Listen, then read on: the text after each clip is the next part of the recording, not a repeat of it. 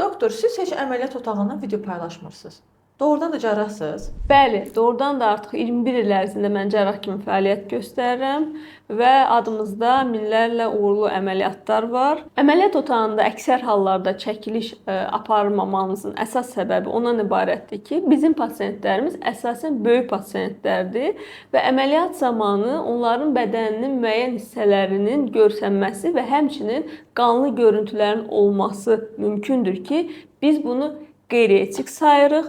Ümumiyyətcə əməliyyat prosesi çox məsuliyyətli bir işdir və bu prosesdən insanın həyatı və sağlamlığı asılıdır. Düşünürəm ki, əməliyyat prosesi zamanı cərrahın bütün fikri icra etdiyi əməliyyatda olmalıdır ki, bu da əməliyyat nəticələrini uğurlu edir və ola biləcək ağırlaşmaların qarşısını alır. Ona görə də biz əksər hallarda çəkilişlərimizi əməliyyatdan sonra icra edirik.